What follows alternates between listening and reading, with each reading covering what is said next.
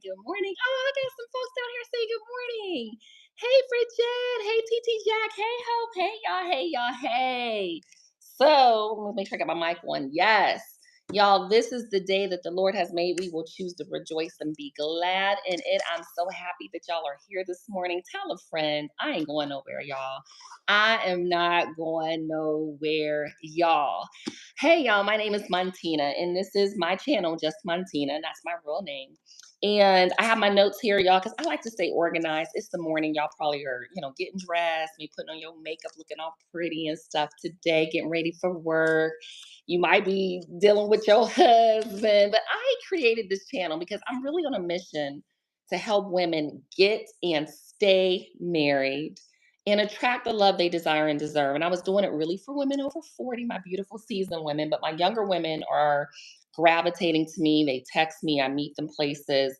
And I created this group because 50% of first marriages end in divorce, 67% of second marriages end in divorce, 73% of third marriages end in divorce, and only 5% of people get married 3 times. And I'm one of the 5%. So I'm not here to be offering marriage, advice and who is she with this. I'm here to say, listen, they have divorce support groups. They have narcissistic personality support groups. They have Alcoholics Anonymous. They have probably cheater support groups or for adulterers. They got every support group in the world. And then I hear men say, well, women were taught to be, wives since they were born. No, we were taught to be nurturers. We were taught to take care of people. We were taught to give of ourselves. Ain't nobody out here teaching us to be wives. So we need a support group because if you tell anybody in this world, girl, my husband acting crazy. Oh, well, girl, you should leave him. You should prioritize your happiness and your peace.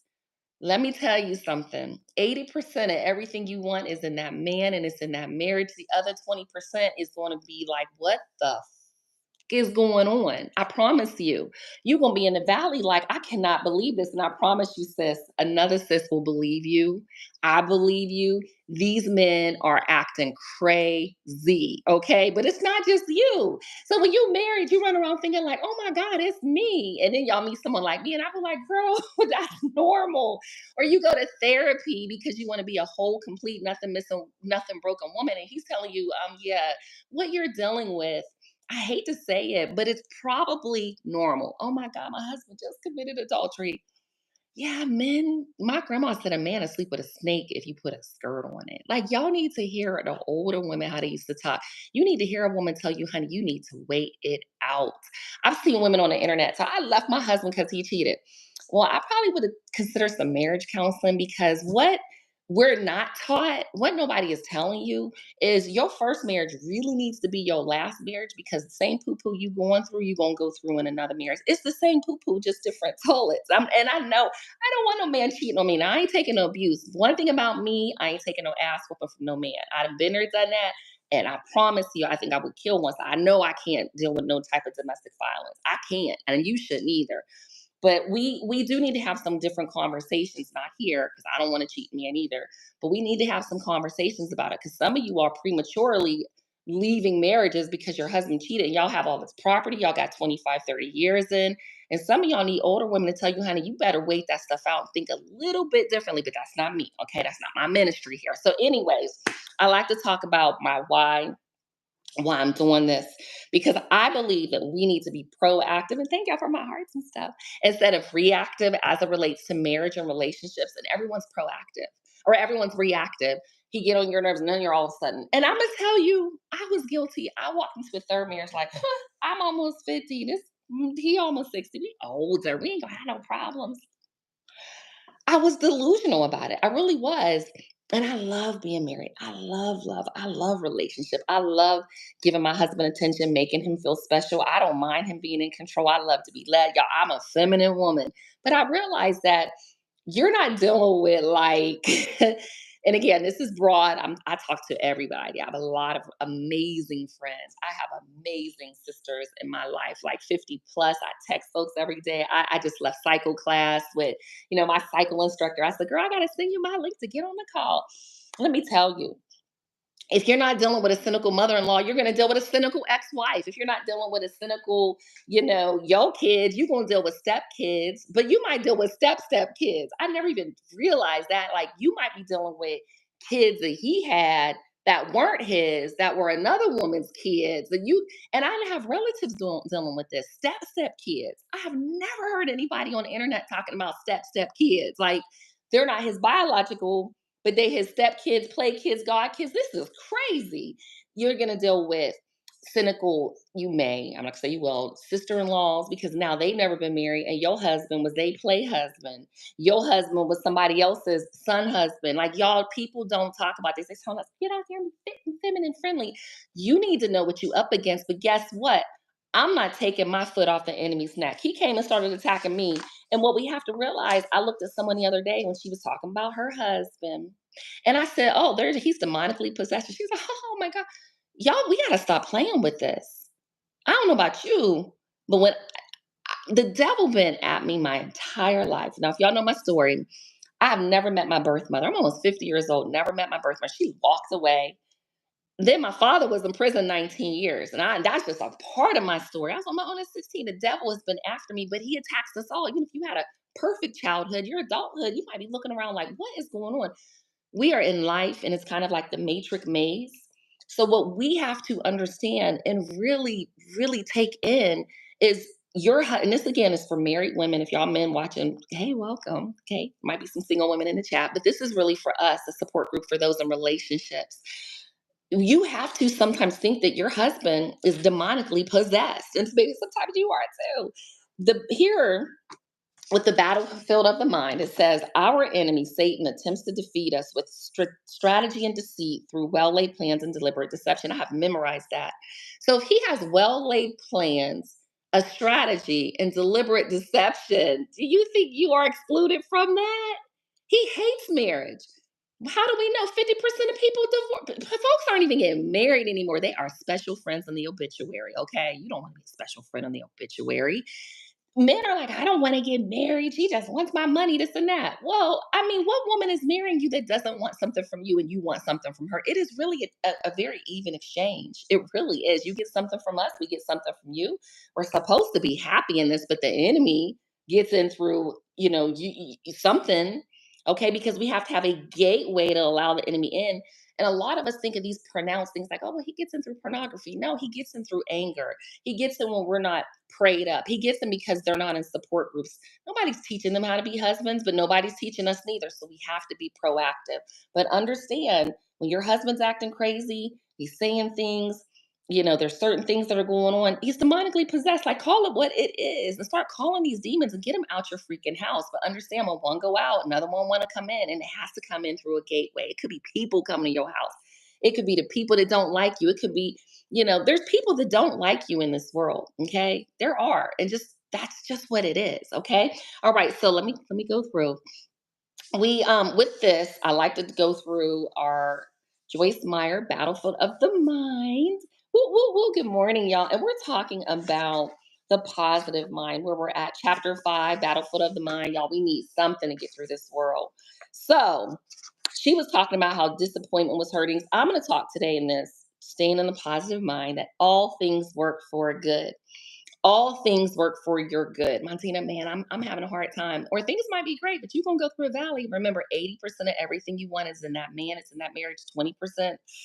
That means 24 days out the month, you good. But you're gonna have 6 days, just like a period. You just gonna come through, you be like, whoa, but that's okay, because you got this, sis. You got this. The scripture does not say that all things are good, but it does say that all things work together for good. Let's say you're planning to go shopping and you get in the car, it won't start. There are two ways you could look at the situation. Oh my God, now there's, car problems. And I'm kind of, add my ad lib. I wanted to go shopping, looks like I can't go. And then you could say, hey, I believe this is a change that's going to work out for my good. The Apostle Paul tells us to regularly adjust ourselves to people and things.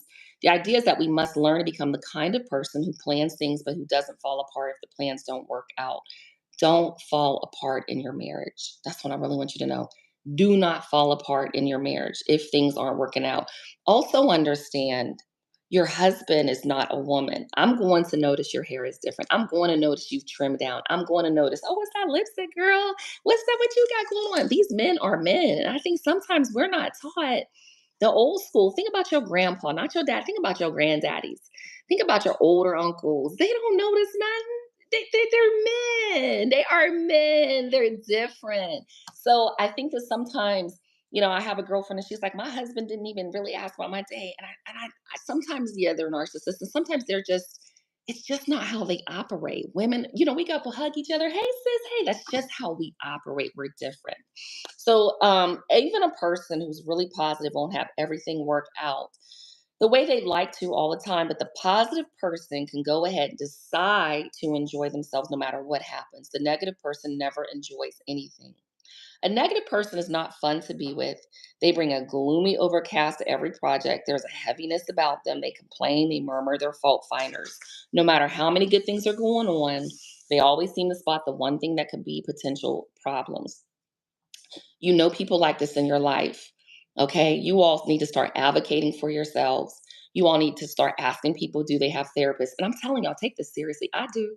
I'll talk to somebody and they heavy with somebody. I say, do you have a therapist? Like, I don't want a trauma bond. Another thing, because I write notes to remember with you all, I talk about unicorns and rainbows. And one thing I realize is many of you may not understand what that means.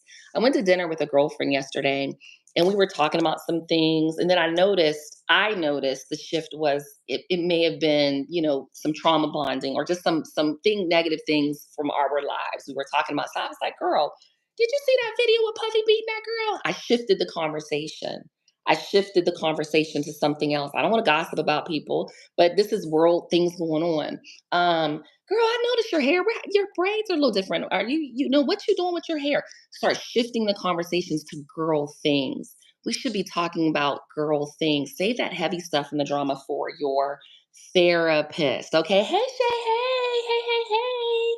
So if you're a negative person, don't feel condemned because sometimes, honey, I know things are going on. Condemnation is negative, but she's sharing things so we recognize the problems with being negative. We got enough that we're dealing with in this world. We need to be positive. We have to be the light in the world. I heard the other day that a sunflower points and turns to the sun. Start turning to the sun. Be that beautiful flower that God created you. Okay. So the pathway to freedom begins when we face the problems without making excuses. And your husband might be negative. That's why we're here. You got girlfriends for a reason. Don't expect your husband to be a woman. He is a man. He is a man. He's going out to work. He's battling in the world. Black man, white man, Korean man, any man. These men are dealing with some issues in this world. So one thing I like to do is make sure that we are checking in with our feelings. I have this little thing on my refrigerator every single day. So I check in with my feelings. And today I feel happy. Yesterday I was hopeful. I wasn't feeling all happy. But today I do. And it's just a feeling. I have no idea where I got this. I'll look on Amazon and see if there are more. Remember, there is power with us having the word, having praise, having prayer, but making it practical. I like to share a practical book. I like this book this month, His Needs, Her Needs, How to Affair Proof a Marriage. He talks about the 10 emotional needs in the marriage. The one I want to focus on is physical attractiveness, because as I was riding my bike this morning, I was thinking that single women should not be out here looking better than married women. Okay. Y'all look heavy a lot of the time because I know you're dealing with some stuff in your marriage, but lighten the load, put on your lipstick, leave out the house beautiful because and again, 15, 20 years in, 10 years in, it shouldn't even matter. One thing about me, I'm going to be cute when I go places. At least even today, I don't got no makeup. I just came from the gym. I got my hair back in a bun, but I'll put on lipstick to come on here because it'll brighten up my face. So physical attractiveness is important. I talk about fitness. I talk about that fellowship, that unity, just like going to church because we need each other. I want you in a cycle class, a yoga class, a Pilates, something with other people.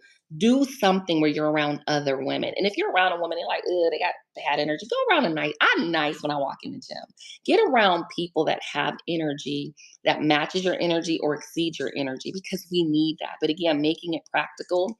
I always try to say text at least 5 friends a day. If you don't have 5 friends, you need some friends.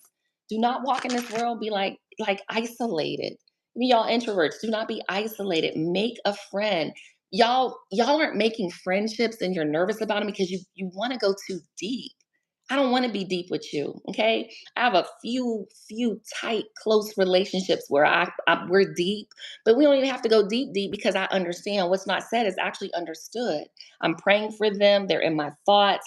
I can look at people and tell what's going on, but y'all want these deep relationships. So we're too old for this foolishness, okay? Get you a therapist. Stop be trying to trauma bond with people. You don't have to. That's why you don't have friends, because you're oversharing. People don't want to pick up the phone when you call because they're like, oh, here we go again. If you're married, you're going through something. And if you're not going through something, you're going to go through something. And the older lady taught me that, I know you want to be hopeful. We want to be, optimistic, but we have to be truthful too. Okay. So we're here for each other to support.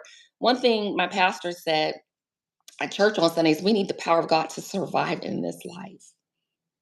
We need the power of God to survive in this life. So again, I created this for married women that want to stay married, that need the support. We need a daily dose. We need something we're like, because I'm not playing with the enemy. When he started trying to come up in my house, I was like, oh, hell no. We not doing this. Not here, not never. And things are going to come, but I'm not taking my foot up off his neck. So if that means I'm going to have a daily support with you, that's what we going to do. So you can't take your foot up off his neck. You can't relax with somebody. Literally, the enemy has a deceitful deception and well laid strategy and plans to defeat you. Really, to make you all in your thoughts, you at work ruminating. Oh my God, my husband. Oh my gosh. Nope, not here. So no weapon formed against us shall prosper. It's not going to work. Other quick things I thought of at the gym as I wrap up the call is who's in your ear. As married women, women in relationships, you all have to be really mindful of who's giving you information. I have a friend that, she's just having a hard time in her marriage. She is, and she trusts me with information. And she was like, well, when did you know kind of divorce? And I said, when you did in your first marriage. I said, girl, you need to stay. But I had mentioned something about a conversation with another friend that was single. And she's like, girl, I don't think nobody should stay in that where they ain't happy in that peace. And I was like, oh, mama, you ain't never been married. And I said, yeah, girl, okay, whatever people want to do. I don't push anything on anyone because I just don't have a personality and I just don't really care to argue with people. Who's in your ear? Think about the older women. Think about people that have had that grit. We have it in our businesses. We have it in our careers. We put up with a lot. But then we come home in our marriages like, I don't know, sis. You better look at this like the Matrix. If he is demonically possessed, you better pray. And like they say, the old school, pray that demon up out of him. Y'all, we have to take these marriages seriously. Okay, don't make your first marriage your last one. Make your second marriage your last one. Make your third or beyond. This is it. You already got the statistics. They are doomed to fail. So be proactive, not reactive. Okay. Another thing, put on your whole armor, just like you put on your clothes, the whole armor every day. Some of you all are suffering in silence. You need girlfriends. Please get you some girlfriends. Go out to brunches, find you some friends, okay? And if you're in Georgia and you've ever met me, we friends, okay? You part of my sisterhood, as long as you cool. I don't deal with no naked people.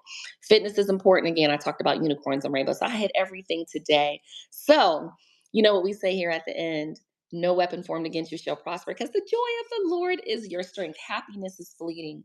The joy of the Lord is your strength. So I do want you to take some time each day to just take 2 minutes and journal. Write down how you feel. Okay, feel. And then share this with a friend and join me tomorrow. This is what I wrote. I wrote in my journal yesterday. Okay, so join me tomorrow. So no weapon formed against you shall prosper because the joy of the Lord is your strength. And I will see you tomorrow. You got this, sis. That man acted crazy. It's all right, girl. It's okay. We understand. Okay, we understand. I will see y'all soon. Bye.